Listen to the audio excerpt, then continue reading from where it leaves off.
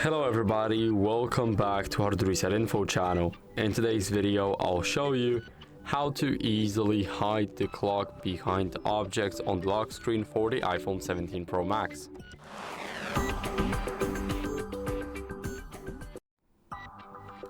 So first, what you guys want to do is select a wallpaper that has some objects in it so the clock can be hidden.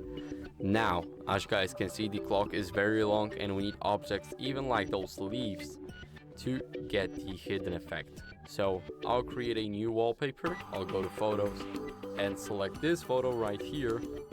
As you guys can see, now all we have to do is go to three dots right here and make sure that depth effect is enabled, because right here we have it like that.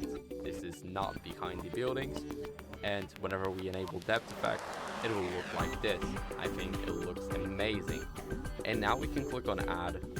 I'll add it as a wallpaper pair, and as you guys can see, we have our clock hidden behind the objects.